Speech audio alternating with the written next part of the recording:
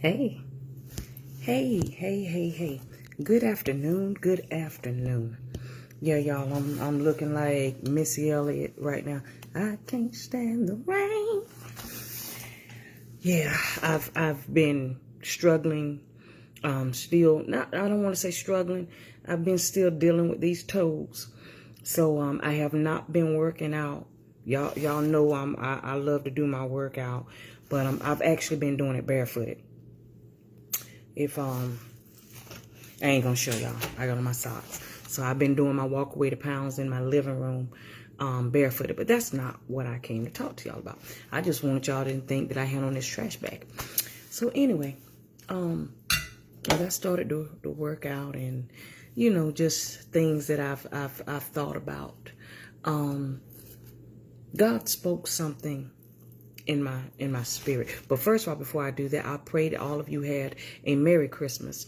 I hope that you enjoyed your families. I hope that you had a great weekend. I hope you received everything that you asked for. But most of all, I hope and pray that you realize that the best gift that we all had was the gift of being alive, and the ones that are still here with us. That was the best gift. And I'm grateful. I'm beyond grateful. But I want to get back to this. I was thinking about closure, you know, needing closure.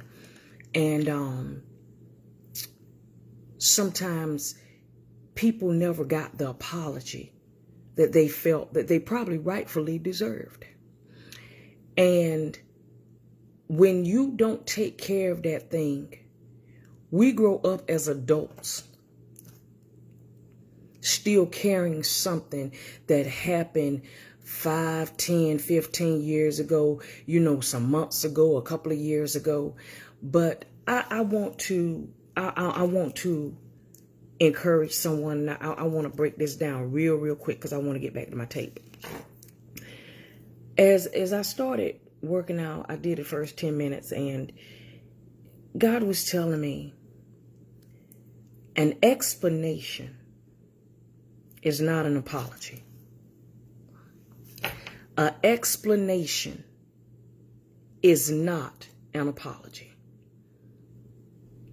An explanation is not an apology. And you want me to tell you why there's a difference? Okay.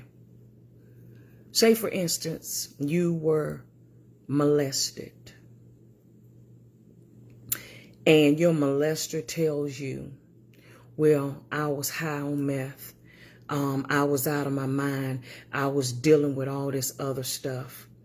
And I didn't know what I was doing. But that's not who I am anymore. And they leave it at that. Suppose you get racially profiled. And they say, the reason I stopped you was because you looked like the description they gave me. That's the only reason I did it.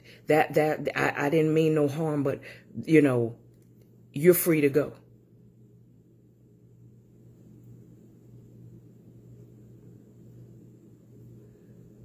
Someone come into your life and break your heart. And the only thing they say was, well, it wasn't you, it was me. I ain't hear no apology. But I said that to say this. I guess this is a two-sided video. Once, if you've done wrong to somebody, if you've mistreated somebody, if you in any way, shape, or form have harmed someone, don't just give them an explanation. Apologize to that person, because you can explain why you did it and what happened, and it's still going to leave that person with, oh, okay, I see what you're saying. But it's always going to be a but. And there's not going to be any closure there. Apologies are important because it's like that final thing. It's that closure. It's that nail on the coffin. But how many of you know sometimes we won't get that apology? You may never get that apology. And you have got to be okay with that. There are so many people walking around hurting, depressed, sad, have anxiety, all types of stuff, because they never received that apology. You know what? I used to be called all types, and they call it bullying now. I was bullied in school. I was talked about. I was picked on because I didn't have any hair. I was called Baldy and Bald Head and Mr. Clean and Bald Eagle and all that stuff. And I didn't get an apology from probably 99% of the people who said that. But I had to be okay with that, because once I learned to love myself and I learned to love my baldness, what they said no longer mattered. Because, see, I had to realize that the enemy was just using them to keep me in bondage and keep me in a dark place and to keep me in low self-esteem and all of that stuff. But once I broke out of that and realized that's what was going on, I no longer needed an apology. And I'm here to encourage somebody. Sometimes we got to accept the apology that we will never get. The explanation is okay. But sometimes you have got to accept the apology that you will never get. Some people are so prideful, they will never apologize. I had someone, I think I told y'all before, knew my situation. I just lost my son. And I didn't go looking for this person. They asked about me. And to make a long story short, this person hurt me. They hurt me because in the midst of, us going out doing things and stuff like that, they still went over their ex. So basically, you were using me to get over your ex, or you was using me to keep your mind off your ex. While the whole time I was really feeling you and caring about you and loving you. So I was just pretty much a rebound to them. And it hurt. That hurt. And I carried that hurt, y'all, for some years. Blessings, Dr. Fuller. Blessings. Beautiful woman of God. I carried that hurt for a long time, y'all. And that was 2017. And to this very day, I never got an apology for that. I never got an apology. I expressed my feelings. Blessings to you, woman of God. Blessings to you, Minister Glover. I never got an apology. And I carry that thing. And I'm going to tell y'all how serious it is when you don't know how to let go of stuff. Even when I married my husband in 2018, that thing bothered me. It bothered me. See, I carried that over into my marriage. Not that I didn't love my husband, anything like that, but that hurt, that I felt like you got away with something, like, you hurt me. And then on top of that, you ain't apologized. But yet you still want to laugh and grin and play and all that. Nigga, you ain't said you were sorry. And I'm serious. We have so many people, women and men. Come on, men hurt too. There's a lot of hurt men that were good men, good giving men. And women hurt them, used them, and then walked away. And never said they were sorry. Just prideful. That spirit of entitlement. That victim mentality. Well, it was done to me, so I'm going to do it to somebody else. My beautiful, beautiful people. We've got to learn to stop hurting each other. And when you do hurt somebody, be mindful enough, be compassionate enough to apologize. Even if they don't at the time, even if they don't want to hear it, still do it anyway. Listen, I know I hurt you. I know I said some things. I know I acted this way. I know I did this. I am so sorry. Man, if you don't get it, but you apologize, but you did it. You did it. You know, we're good at explanations. Well, see, I did that because, see, he did this and she said that, and see, they came for me and they did this, and see, all I was doing.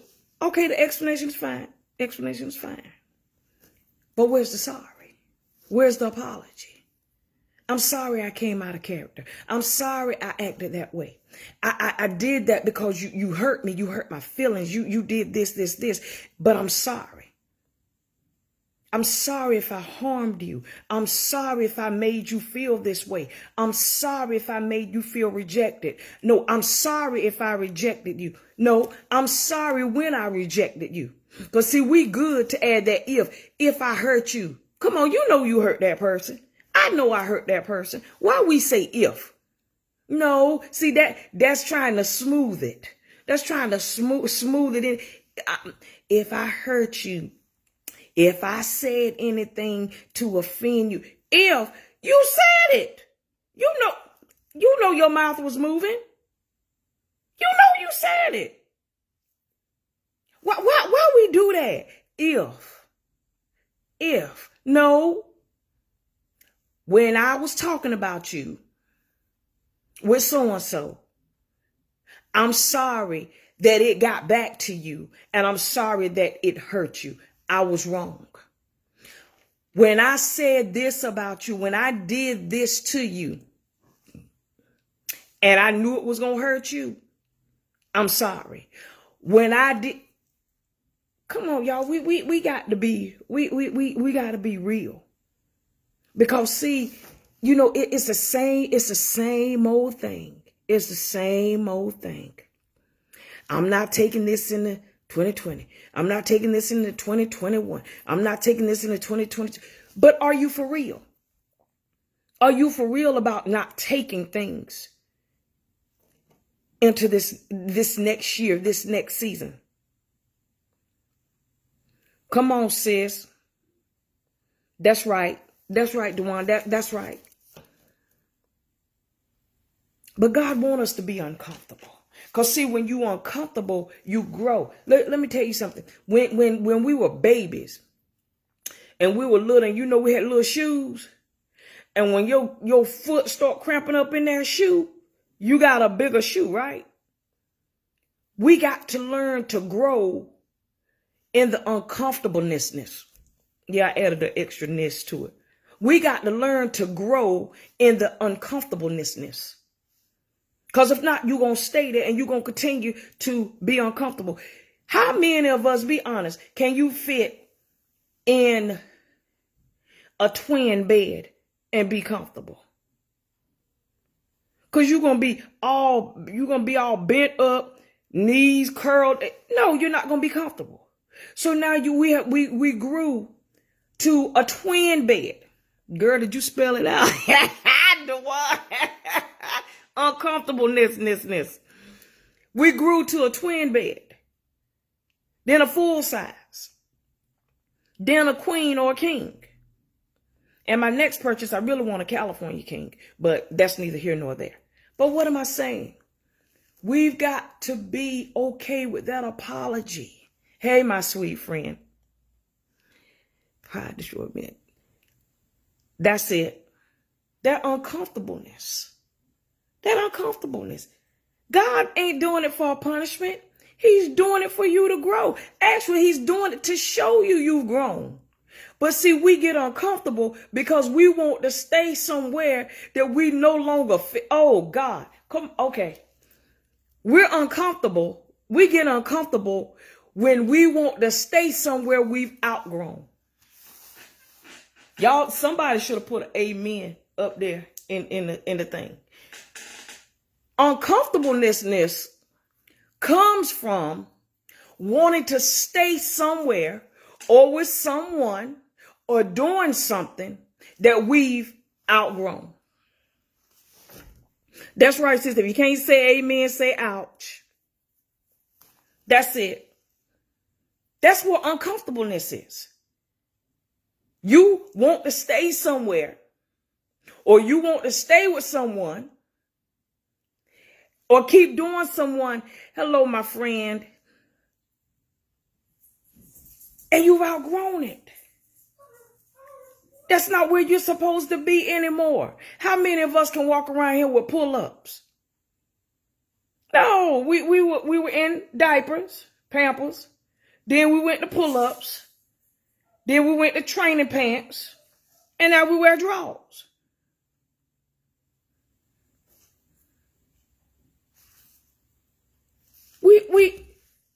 Our whole life. I'm not understanding why people think as it's done on earth, so as it's done in heaven. What's done physically is also done spiritually. You grow. You grow. So in that growth, there's lessons. Let me ask you, when we were in second grade and they taught us, that carried us over to third grade. And then in third grade, they added on some more of what we learned in second grade. And then we got to fourth grade, they added on some more of what we learned in third grade and second grade. And it's a cycle, and it keeps going and going. Because if you get into seventh grade and you only know what you learned in second, hey, my beautiful queen. So if we do that in the physical realm, in the earthly realm, heavenly, spiritually, we're supposed to grow. But the problem is, some of us, this is the thing that I don't get. Earthly, we want to excel. We want to be successful. We graduate from high school. We go to college. We get a bachelor's degree, some associate's degree. You get work on your master's. Some work on their doctorates. Bless the Lord for all of y'all that do that. And in the world, we constantly want to elevate. But when it comes to the spirit, some of us want to stay where we at because we know the higher you elevate, the more demons. So you want to stay, because I don't want to fight them. I don't want to be bothered no more. And but baby, we can't. And somebody said, well, what does this have to do with other y'all? I just flow however the Holy Spirit tell me to go. We cannot stay comfortable here when God wants us here. But there's some stuff in between here and here that we got to deal with. And apologizing. Don't go into 2022 holding on to a grudge, holding on to guilt. Close some doors. Give somebody some closure. Listen, when you apologize to people, that don't mean y'all got to be friends again and y'all got to be in each other's faces and y'all got to call each other every day and y'all got to go to the mall and y'all got to go shopping and do all this other stuff and go to ladies' night and you know, ladies get in free and all this other stuff. No, it don't mean that. What it means is you have basically freed yourself. You freed yourself from a spirit that was attached to you, whether it's guilt, whether it's grudge, whether it's pride, or the victim mentality, narcissist, whatever it is. When you learn to apologize to someone, you are freeing up so much stuff, not just for that person, but for you. Do y'all know how many people And I'm being serious. How many women and men too that have been raped and their attacker, their abuser, like they go to court and the person will just sit there and won't give a statement afterwards, won't say anything, and it make that person feel like they've gotten raped all over again. It may have been 10, 15, 20 years, and they never got that I'm sorry or I regret doing this to you. How many children didn't have, I'm one, didn't have that relationship with their mother and never got that I'm so sorry. I regret how I treated you. I regret doing this. I regret making you feel this way. I'm so sorry you felt you weren't wanted. I'm sorry you felt you weren't loved. No, but all you got was, well, you know, I was going through my own stuff and your father and I was going through this and this and that. And I just never meant for it to, and they just give you explanation after explanation after explanation. But all you want is, I'm sorry. I'm sorry I hurt you. I regret I hurt you. I didn't mean to hurt you. Please forgive me. Do you know what that would do to some people? To hear my mother read my book and to say, I never really understood you felt that way. I didn't realize you felt that way. And I am so sorry. You have opened my eyes to so much stuff. You have made me want to live better. You have made me want to do better. And then right before my initial sermon, for her to tell me she was proud of me. She was proud that I was her daughter. If y'all only knew how that made me feel like I could conquer the world. I'm serious. That I could conquer the world. At 49 years old. My mother always told me I was a good mother. That I was, you know, me and my sister, that we were better to our kids than she was to us. She's always doted on us for that, being good mothers. But to say, I'm proud that you're my daughter, that you're a good daughter. I'm proud of you. Y'all, that took me to another level. Even though I had already accepted the apology that I felt that I would never get. But that did something to me. So what am I saying? I want to encourage someone. I'm sorry, Robin. And I'm so glad that you're up here. I know it hurts, baby. I do. But I want you to share this video. I want everybody, please share this video on your page. This is what I want to say and encourage each and every one of you and anybody that listened to this video. I know it hurt because it hurt me. But some of them same people that hurt us are going on with their life.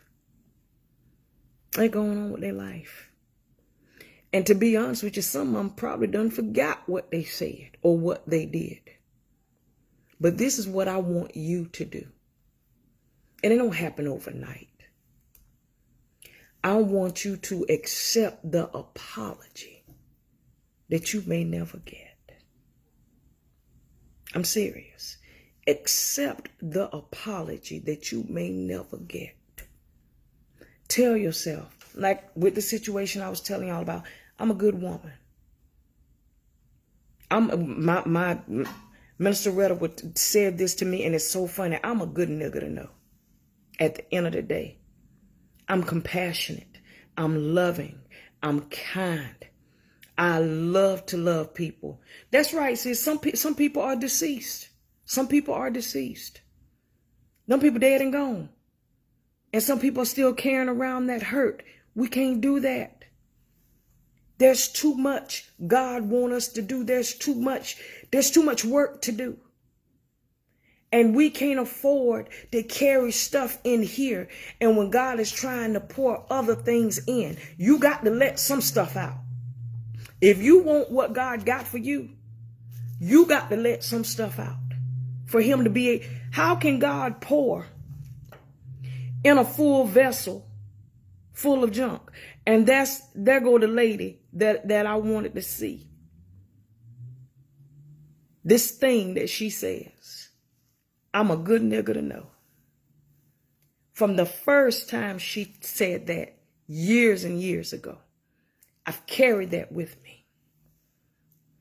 And sometimes you have just got to tell yourself that it ain't being cocky, it ain't being arrogant. But when you know that you know the person that you are, when you know the God that resides in you, you're a good nigga to know. I don't care if you black or white. You're a good nigga to know. If you call on me and I'm there for you, if you say I need and I do it, even when I'm hurting and going through my stuff,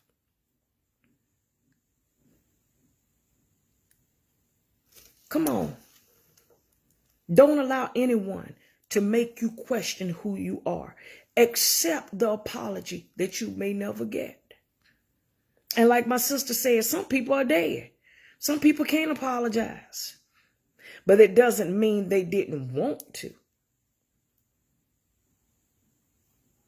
And that's the bottom line. We have got to go on, and it doesn't lessen, it doesn't devalue your feelings. It doesn't lessen the hurt. And it's not saying that your hurt does not matter, because it does. But what I'm saying is to live a prosperous, peaceful, elevating life.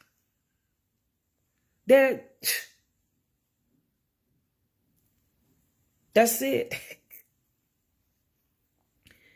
There's nothing wrong with you, Robin. And anybody else that's listening to this video, there's nothing wrong with you. Ain't none of us perfect. Look, we've all done stuff. I've hurt people, not intentionally. I've hurt people. You've hurt people. So guess what?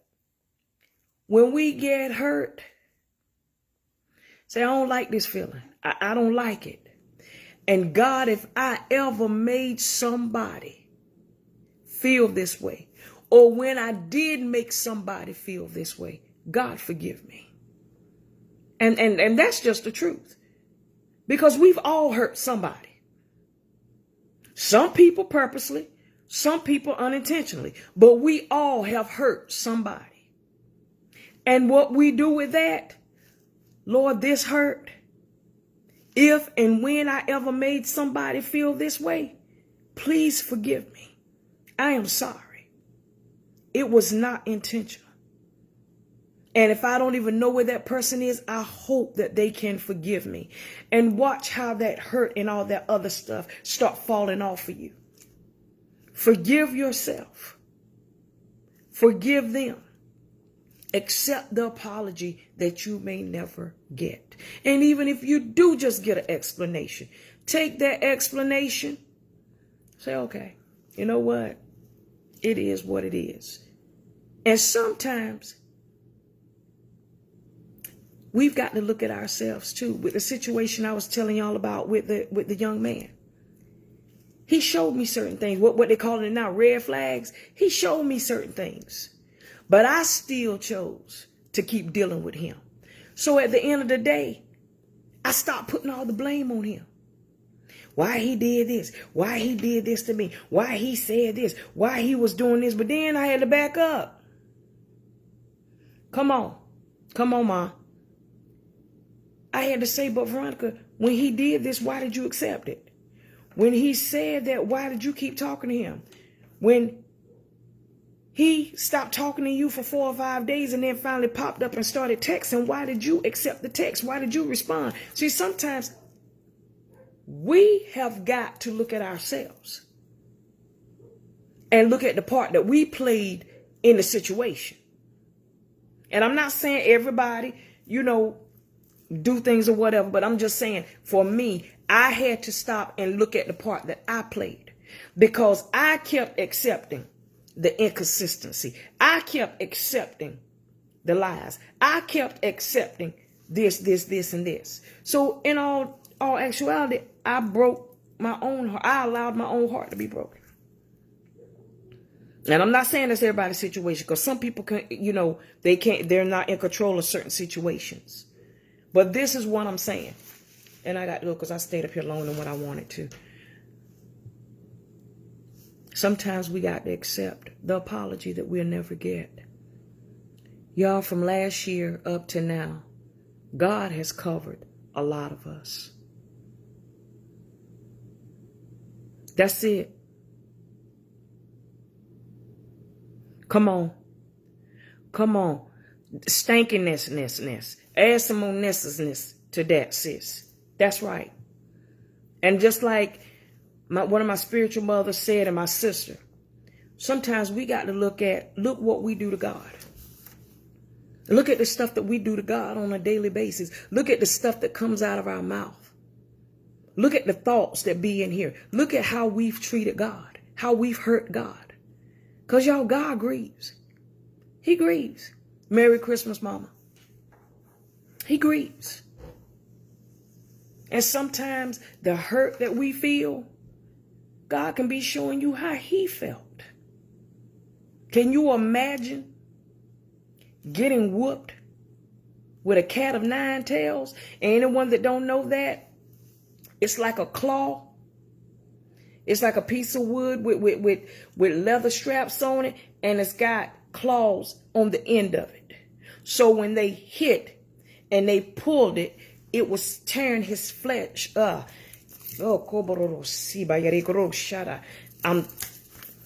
not going to, I can't go there with that. I can't. That's why I can't look at the Passion of the Christ. I did it one time, and we're not going to go there today.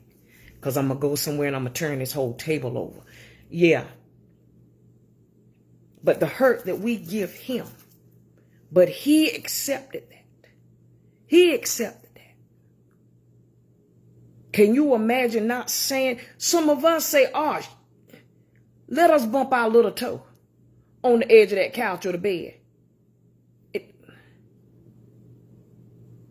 But a cat of 9 tails? It didn't say a mumbling word. Y'all, I live, I preach, and I speak agape. And I understand it better than my sister Dewan up here. Pastor Buford broke that thing down so good. And I understand it. So when I say agape, I understood it before, but I understand it even better now.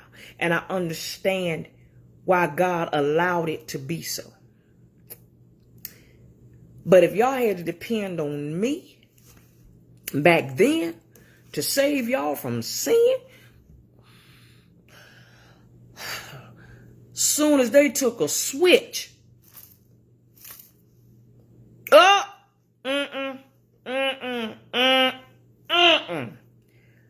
I would have, them legions of angels. I love y'all though, for real. And I knew y'all was going to go and do the... That's another video. But anyway, I love y'all. Seriously. But this is my encouragement for today. Let go of that hurt. Let go of that hurt. Talk to God and tell him everything. And y'all know I'm big on it. Y'all, I got about 30, 40 journals under that my thing that when I see them, I buy them. I'm actually going to start sending them out and blessing people with them. But get your journal and write down your feelings. Write down your feelings and talk to God. Everything ain't meant for another person. Talk to God. And like my sister said, it's good to have therapy. It's good to have psychotherapy. It is. But talk to God. Stay in prayer. Fast. He said some things come by fasting and prayer. Some things, some things, you're going to have to go there. You're going to have to go in the depths with God to get delivered, to get that healing, to be set free. Some things you're going to have to go there. It's going to cost you something. It's going to cost you something. See, oh, hallelujah. Thank you, God. And reading the verse, some things it's going to cost you. It's going to hurt. Come on. Sis, we got to get together for real. Duane, we got to get together. We got to get together. Y'all, I'm serious. Find you a quiet place. Make you a quiet place for just you and God. And you get your journal and you write. And while you writing, Lord, look, this, and this, and this. And, oh, Jesus, God, help me. And sometimes you want to eat, but how bad do you want it? How desperate are you to let that hurt go? How desperate are you to accept that apology that you would never get? How desperate? What are you willing to do? So I want to encourage you. Accept the apology that you may never get and go on with your life. Move on with your life. Do God's will. Do God's work. Be a kingdom citizen and go on with your life. And in the midst of you doing God's work, he will slowly be putting that salve, putting that balm on it and soothing it to where you ain't even, oh, wait a minute, I don't hurt no more. Wait, when did that happen? While you was waiting on God. And I mean waiting on others. He was taking care of you. While you was taking care of his business, he was taking care of you. See, that's how God works. But see, when we sit around and constantly think about that same thing and just think about us, and our problems and what we going through, it just sit there. But when you are serving others and praying for others and being good to others and waiting like a waiter on others and waiting on God, he's slowly cleaning that stuff up and moving that stuff. And before you know it, you healed. You healed. Anything, anybody in the presence of God got to be healed. There's joy in his presence. There's healing in his presence. You can be redeemed in his presence. You can be restored in his presence. So anything that you need, you got to get into the presence of God. I love y'all. I love y'all for real, for real. I'm serious. This ain't no show. This is for real, for real. I love y'all. And I'm always here if you need me. Inbox me. I think my daughter up here, Lois, will tell you, I'm not a big phone person. I'm not. I do it every now and then. I'm more of a texter, inboxer, but I'm getting there. I'm getting there. That's it, for free. I don't get up here, sow a seed of this and sow a seed of that. And I'm not knocking. Don't y'all get up here and start no mess. I ain't knocking nobody for none of that. Seriously. That's not me. I love you for free. I pray for you for free. I intercede on your behalf for free. That's just me. That's it. I love y'all. And again, accept the apology that you may never get so you can go on with your life. Stop staying in that place. There's too much work that needs to be done. And if you're uncomfortable, that means you're not supposed to be there no more. I love y'all. Take care. Bye.